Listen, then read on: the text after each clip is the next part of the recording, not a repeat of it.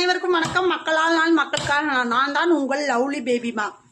இந்த மாதிரி வாட்டர் டப்பா, இந்த மாதிரி டப்பாலாம் இருக்கும்ல, ஹார்லிக்ஸு பூஸ்ட்டு, இது நெய் டப்பா.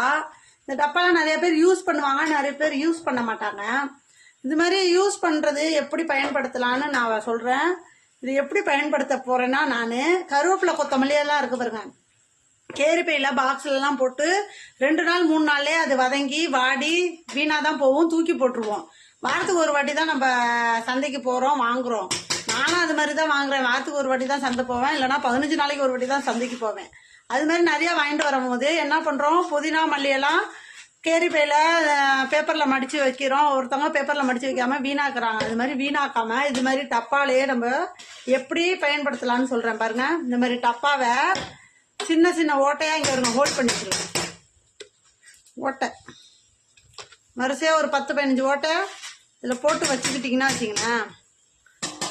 இதில் போட்டு கருவேப்பிலையை ஸ்டோர் பண்ணோம்னா வச்சுங்க, இந்த ஓட்டையில் காற்று போகுமா, நீர் போய் தங்காமல் அழுகி போகாது, வாடி போகாது, வதங்கி போகாது. இது மாதிரி யூஸ் பண்ணி பாருங்கள்.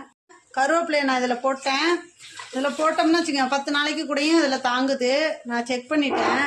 அதனால் இது மாதிரி போட்டு வச்சு யூஸ் பண்ணுங்கள், பயன்படுத்துங்க, நல்லாயிருக்கும். நான் கருவேப்பிலை துவையலுக்காக வாங்கினேன். கருவேப்பிலை துவையல் வேண்டான்னு சொல்லிடுச்சுங்க பிள்ளைங்க. அதனால் இட்லி ஊற்றும் போது கருவேப்பிலை துவையல் அரைச்சிக்கலாம். இட்லி எங்கேங்க ஊற்றுறோம்? இட்லி ஊற்றுனா யாருமே 2 இட்லிக்கு மேலே சாப்பிட மாட்டாங்க. தோசை 4 தோசை சாப்பிடுதுங்க. இட்லினா என்னதான்னு தெரில. இட்லிக்கும் தோசைக்கும் ஒரே மாவு தான். ஆனாலும் இட்லி சில பேருக்கு பிடிக்குது. எனக்கெல்லாம் இட்லி தான் பிடிக்கும்.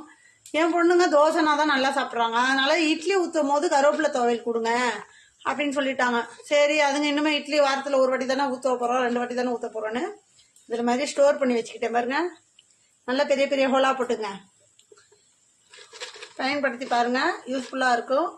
ஓகே, என்னோட வீடியோக்கு சப்போர்ட் பண்ணுற அனைத்து நல்ல உள்ளவங்களுக்கும் கோடான கோடி நன்றி மக்களே. வீடியோ சப்போர்ட் பண்ணுங்கள், சப்ஸ்கிரைப் பண்ணுங்கள், ஷேர் பண்ணுங்கள், லைக் பண்ணுங்கள். ஓகே, பாய்.